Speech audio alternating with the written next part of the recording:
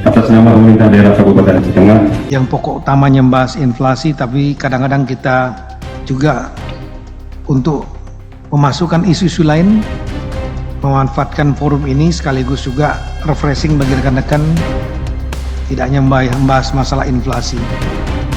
Wakil Bupati Aceh Tengah Muhsin Hasan MSP didampingi PLT Sekda DRS Mursyid MSI mengikuti rapat koordinasi Rakor Pengendalian Inflasi tahun 2025 yang dirangkaikan dengan sosialisasi penyelenggaraan sekolah rakyat di Command Center Kompleks Kantor Setdakap setempat.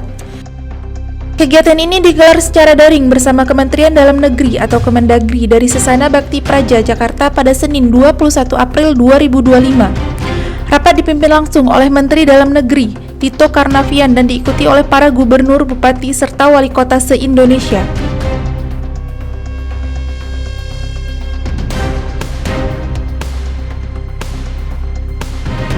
Rekan-rekan gubernur, bupati, wali kota, serta Forkompinda atau yang mewakili, Mendagri menekankan pentingnya koordinasi lintas sektor dalam mengendalikan inflasi serta mendukung program-program prioritas nasional.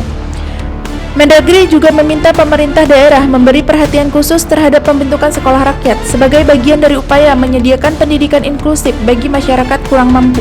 pada hari ini, saya ulangi, pada minggu lalu, Ibu Wamen Dikdasmen, Wakil Menteri Pendidikan Dasar Menengah, sudah menjelaskan mengenai sekolah Garuda. Itu sekolah yang memang ditargetkan untuk mencari para talenta unggulan-unggulan, dan nanti mereka setelah selesai mereka akan lanjut diberikan beasiswa ke top university, sekolah-sekolah universitas yang top di dunia. Sekolah rakyat berbeda dengan sekolah Garuda. Kalau sekolah rakyat ini targetnya adalah semacam asrama boarding school, kemudian makan mereka dibiayai, ditanggung mulai dari SD, SMP, SMA, ada fasilitas olahraga.